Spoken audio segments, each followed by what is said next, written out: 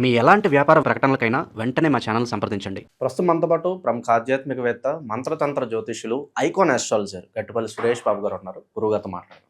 నమస్కారం గురుగారు. జై శ్రీమన్నారాయణ. సో గురుగారు, మార్చి మాసం విశేషంగా కన్యా రాశి వాళ్ళకి ఏ విధంగా ఉండబోతుంది? ఈ 3వ తారీఖు వచ్చే గ్రహణం తాలూకు ఇంపాక్ట్ ఎన్ని రోజులు వీళ్ళ మీద ఉంటుంది? ప్లస్ అంటారా, మైనస్ అంటారా? మరి ఉగాదిని ఏ విధంగా వినియోగించుకుంటే ఈ మాసం వీళ్ళకి బాగుంటుంది అంటారు? ఖచ్చితంగా కన్యా రాశి.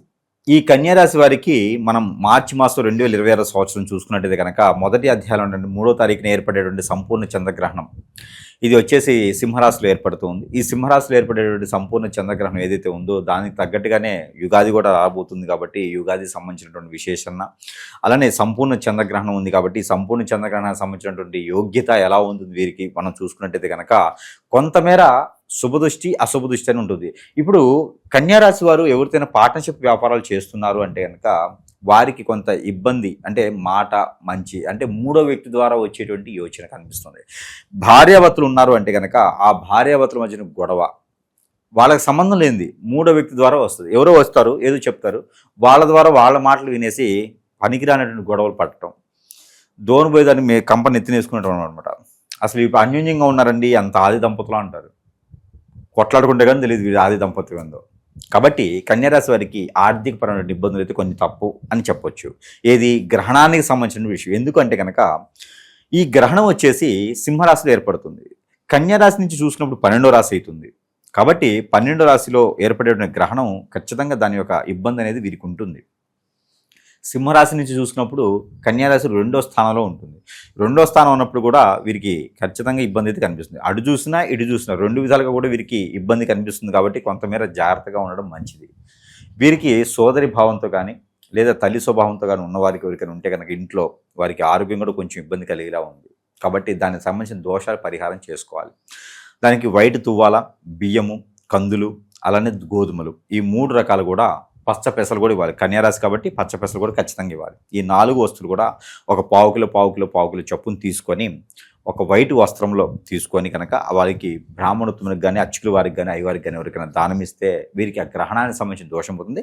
నవగ్రహాల చుట్టూ అయితే ఖచ్చితంగా వీరు 11 సార్లు నవగ్రహాల చుట్టూ తిరిగి నవధాన్యాలు వాటి మీద దానం చేసుకున్నట్టయితే ఆ గ్రహాల యొక్క స్థితిగతులు పోతే శనీశ్వరుడి మీద కూడా అభిషేకం చేసుకోవాలి. అలానే ఆ నవగ్రహాల్లో గ్రహమైనటువంటి చంద్రగ్రహణం మీద కూడా బియ్యం, ఒక 100 గ్రాముల బియ్యం కూడా దాని మీద పోసుకున్నట్టయితే కనుక చాలా మంచి ప్రయోజనం ఉంటుంది. అలానే ప్రతిరోజు ఇంట్లో కూడా ఒక క్యాండిల్, వైట్ క్యాండిల్ ఒకటి ఒక 15 రోజుల పాటు 10 నిమిషాల చొప్పున రోజు దాన్ని చూస్తూ కూర్చోవాలి, వెలిగించుకొని కూర్చోవాలి. అలాంటి దానం చేయాలి. ఒక 3 నుంచి 4 భోజనం పెట్టుకోవాలి. ఇలాంటి దానాలు చేస్తే గ్రహణానికి సంబంధించిన దోషం అనేది తొలగిపోతుంది.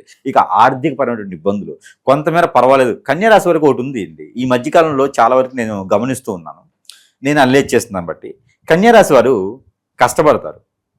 మాట, పేరు, ప్రఖ్యాత, హోదా అన్నీ సంపాదించుకుంటారు. కానీ చిటికలో మాయమైపోతాయి. అది ఎలా ఇది? అది వెళ్ళిపోద్ది అంతే. ఆ కన్యారాశి వాళ్ళకి అదృష్టం అట్లుండిద్ది. అన్నీ సంపాదించుకుంటారు. వీరికి సీఎం దగ్గరికి వెళ్ళాలన్నా, పిఎం దగ్గరికి వెళ్ళాలన్నా అపాయింట్మెంట్ లేకుండా వెళ్తారు. కానీ వీరికి పేరు, ప్రఖ్యాత అట్నే పోతుంది. ఎలా అయితే సంపాదించుకుంటారో సంవత్సరాల తరబడి కష్టపడి సంపాదించుకున్నది కాస్త చిటికలో పోద్ది. అదేంటో తెలియదు. ఏమిటంటే మాట. వీరి మాటలే వీరికి ఆదాయం, వీరి మాటలే వీరికి దౌర్భాగ్యం. కాబట్టి మాట్లాడేటప్పుడు ఆచిచూచి మాట్లాడాలి, ఆవేశపడకూడదు. ఆలోచించి మాట్లాడితే ఖచ్చితంగా అసలు ముందు ఏం జరుగుతుంది, వెనకేం జరుగుతుంది, అసలు ఏంటనేది గమనించుకొని మాట్లాడాలి.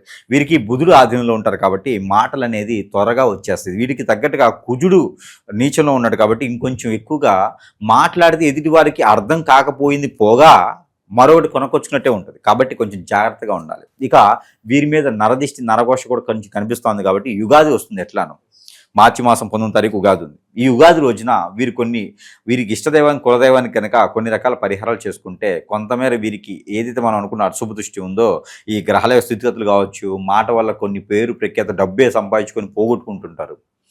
డబ్బు కోట్ల రూపాయలు వస్తే వీళ్ళ దగ్గర అట్లే పోతూ ఉంటుంది. ఎంత సంపాదించినా ఎక్కడే ఉండదు, పోతూ ఉంటుంది అన్నట్టు. కాబట్టి ఇలాంటివన్నీ పోకుండా ఉండేదానికి ఈ ఉగాది రోజున వీరు ఏదైతే ఉందో షడ్రుచులతో పాటు పానకము, వడపప్పు ఏదైనా విష్ణు ఆలయంలో కానీ, ఏదైనా రాములవారి ఆలయంలో, కృష్ణ ఆలయంలో, ఇస్కాన్ వాటి లాంటిలో కనుక, లేదా లక్ష్మీనరసింహస్వామి ఆలయంలో కనుక ఇవి నైవేద్యం సమర్పించుకోవాలి. పానకం వడపప్పు అంటే అందరికీ తెలిసిందే. ఈ నైవేద్యం కనుక షడ్రుచులతో పాటు ఉగాది పచ్చడి షడ్రుచులతో పాటు ఇది కూడా సమర్పించుకుంటే వీరికి ఆర్థికంగా, ఆరోగ్యపరంగా, వ్యక్తిపరంగా, వృత్తిపరంగా, అలానే ఇంకా ఏదైనా సాధించాలనుకుంటే కూడా నరదిష్టి, నరఘోష ఇవన్నీ కూడా కొంతమేర ఉపశమనం అయితే లభ్యపడుతుంది. ఈ యొక్క పరిహారం చాలు వీరికి. అసలు మార్చి మాసంలో ఇలాంటి పరిహారం ఒకటి చేస్తే అద్భుతం. ఇంకా పోతే ఎక్కడైనా ఎవరికైనా సరే అరటిపళ్ళు ఉంటాయి కదా, ఆ అరటిపళ్ళు ఒక డజన్ తీసుకొని ఒక 6గురికి వచ్చేలాగా 2 పళ్ళు చొప్పున దానం చేయాలి. అడుక్కునే వరకైనా చేయొచ్చు. ఇలాగా మన చుట్టాలింటికి వెళ్తున్నామండి, పోయేటప్పుడు 4 డజన్లు తీసుకుపోతాం అంటే అట్లా కాదు. ఏదైనా అడుక్కునే వారికి మనస్ఫూర్తిగా స్వీకరించి తింటారు కదా, వారికి దానం చేయాలి. అలా చేస్తే వీరికి అన్ని రకాల దోషాలు అనేది కొంతమేర పోతుంది. అక పెళ్లి సంబంధాలు చూసుకునే విషయంలో అన్ఎక్స్పెక్టెడ్గా పెళ్లి అయిపోతుంది. ఈ కన్యారాశి వాళ్ళకి ఇది ఒక అదృష్టం ఉంది, మర్చిపోయాను. గ్రహణానికి అందరికీ అశుభ దృష్టి ఉంటే కన్యారాశి వాళ్ళకి ఇది ఒక శుభ దృష్టి అనుకోవచ్చు. పెళ్ళి ఎప్పటి నుంచో అనుకొని అసలు ఎన్ని రకాల ప్రయత్నాలు చేసిన పెళ్లి కాని వారికి అన్ఎక్స్పెక్టెడ్గా ఎవరో వస్తారు, పెళ్లి జరిగిపోతుంది. అసలు ఎవరికి తెలియని కూడా తెలియదు, పెళ్ళి అయిపోయిందా అంటే ఆ పెళ్ళి అయిపోయిందని చెప్పుకోవాలి. అలాంటి అన్ఎక్స్పెక్టెడ్ మ్యారేజ్ కూడా అవుతుంది. ఎప్పుడు అంటే కనుక ఈ యొక్క 19వ తారీఖు తర్వాత మాత్రమే ఉంటుంది. అట్లీస్ట్ మన అమ్మాయి మన అబ్బాయి అనిపించుకునే దానికి అయితే కనపడుతుంది. ఇక ఆస్తులు కూడబెట్టుకోవడం కానీ, అంతస్తులు కూడబెట్టుకోవడం కానీ, కారు వాహనాలు లాంటివి తీసుకోవడం కూడా కనపడుతుంది. కాబట్టి అది ఏప్రిల్ 2వ తారీఖు తర్వాతనే తీసుకుంటే గండాలన్నీ తప్పుతాయి.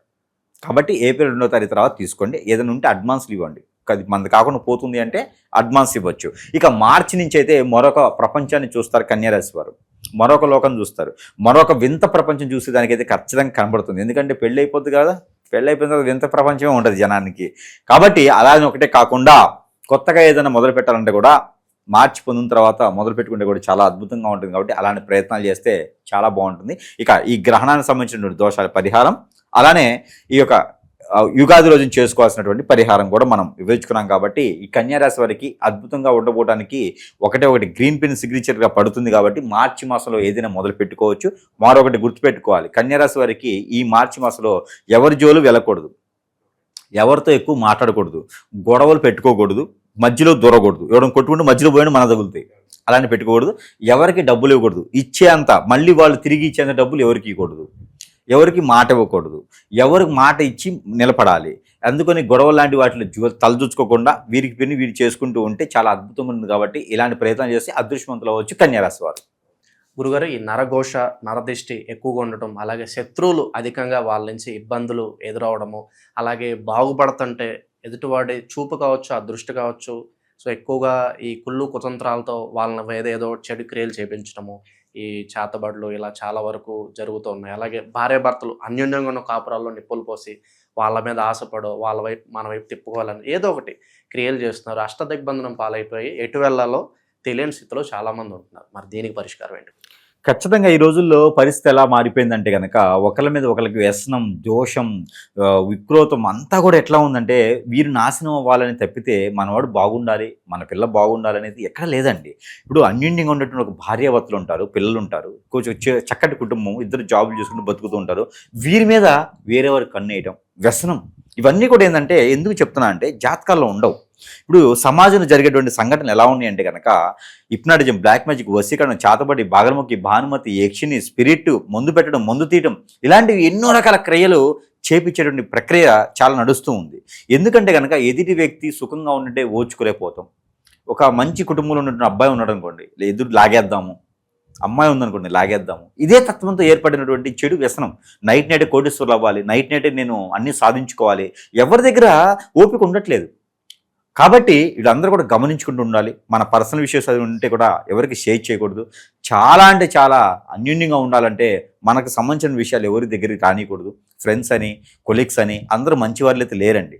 వ్యసనం పడేవారు, రంది పడేవాళ్ళు ఉన్నారు. వాళ్ళ వలన మనకి ఇబ్బంది కలగదు అని అనుకోవడానికి లేదు. ఏదో రోజు మనల్ని గ్రిప్ చేస్తున్నారు, ఇబ్బంది పడేటటువంటి యోచన ఉంది.